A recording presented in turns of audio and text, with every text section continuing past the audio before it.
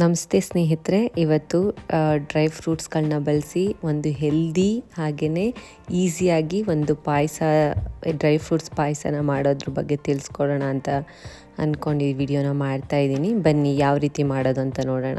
ನೋಡ್ಬೋದು ನೀವು, ನಾನಿಲ್ಲಿ ಒಂದು 3 ಏಲಕ್ಕಿ, ಸ್ವಲ್ಪ ಕಾಯಿ, ಸ್ವಲ್ಪ ಬಾದಾಮಿ, ಸ್ವಲ್ಪ ಗೋಡಂಬಿ, ಹಾಗೆ ಸ್ವಲ್ಪ ಒಣದ್ರಾಕ್ಷಿ, ಹಾಗೆ ಒಂದೇ ಒಂದು ಒಣ ಖರ್ಜೂರ ತೊಗೊಂಡಿದ್ದೀನಿ.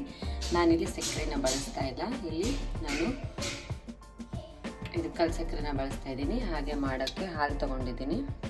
ಯಾವ ರೀತಿ ಮಾಡೋದು ಅಂದರೆ, ಈಗ ಇದನ್ನೆಲ್ಲ ಒಂದು ಜಾರಿಗೆ ಹಾಕ್ಕೊಂಡು ಮಿಕ್ಸಿ ಮಾಡ್ಕೋಬೇಕು.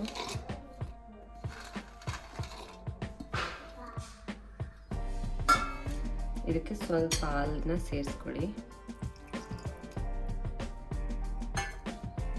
ಪೇಸ್ಟು ಈ ರೀತಿಯಾಗಿ ಬಂದಿದೆ.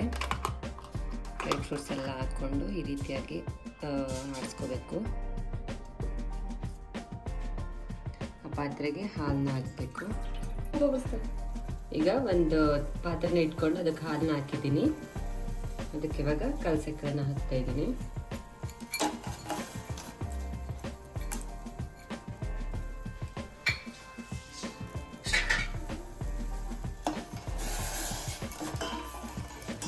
ನಾವು ಸಕ್ಕರೆ ಕೂಡ ಬಳಸ್ಕೋಬೋದು. ನಾನಿಲ್ಲಿ ಕಲ್ ಸಕ್ಕರೆನ ಹಾಕ್ಕೊತಾ ಇದ್ದೀನಿ.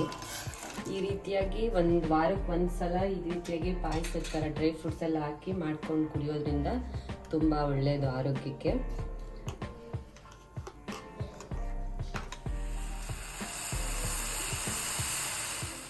ಇವಾಗ ಕಲ್ ಸಕ್ಕರೆ ಎಲ್ಲ ಕರ್ತಿದೆ. ಇವಾಗ ಇದೇನು ಆಡಿಸ್ಕೊಂಡು ಇಟ್ಕೊಂಡಿದ್ದೀವಲ್ಲ ಅದನ್ನು ಹಾಕ್ತಾ ಇದ್ದೀನಿ.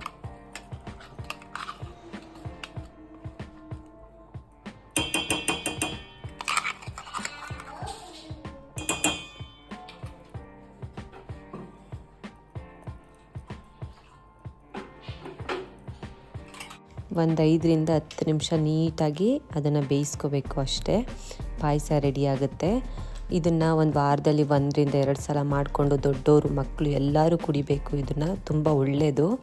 ಇಲ್ಲಿ ಡ್ರೈ ಫ್ರೂಟ್ಸ್ನ ಕೆಲವು ಮಕ್ಕಳು ತಿನ್ನಲ್ಲ, ಅಂಥ ಮಕ್ಕಳಿಗೆ ಈ ಥರ ಮಾಡಿಕೊಡೋದ್ರಿಂದ ತುಂಬ ಇಷ್ಟಪಟ್ಟು ಕುಡಿತಾರೆ. ಹಾಗೆಯೇ ದೊಡ್ಡವರು ಅಷ್ಟೇ, ಡ್ರೈ ಫ್ರೂಟ್ಸ್ ತಿನ್ನೋಕ್ಕಾಗೋದಿಲ್ಲ, ಇಷ್ಟ ಆಗೋದಿಲ್ಲ ಕೆಲವ್ರಿಗೆ ಅಲ್ವಾ, ಅಂಥವ್ರಿಗೆ ಈ ಥರ ಮಾಡಿಕೊಡೋದ್ರಿಂದ ತುಂಬ ಇಷ್ಟಪಟ್ಟು ಕುಡಿತಾರೆ. ನಾನಿವತ್ತು ಇಲ್ಲಿ 2 ಲೋಟದಷ್ಟೇ ಪಾಯಸ ಮಾಡಿರೋದು. ಅದಕ್ಕಾಗಷ್ಟು ಪ್ರಪೋರ್ಷನ್ಸ್ನ ನಾನು ಹಾಕ್ಕೊಂಡಿದ್ದೀನಿ.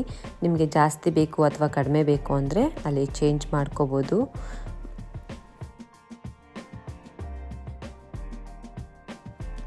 ನಾನಿಲ್ಲಿ 1 ಸ್ಪೂನ್ನಷ್ಟು ನಾಟಿ ತುಪ್ಪನ ಬಳಸ್ತಾ ಇದ್ದೀನಿ. ತುಂಬ ರುಚಿಯಾಗಿರುತ್ತೆ. ಬಿಸಿಲೇ ಕುಡಿದ್ರಂತೂ ಇನ್ನೂ ಚೆನ್ನಾಗಿರುತ್ತೆ. ನೀವೂ ಮನೇಲಿ ಒಂದು ಸಲ ಟ್ರೈ ಮಾಡಿ ಮತ್ತು ಹೇಗೆ ಬರುತ್ತೆ ಅಂತ ನೀವೂ ನೋಡಿ. ಧನ್ಯವಾದಗಳು ಫ್ರೆಂಡ್ಸ್.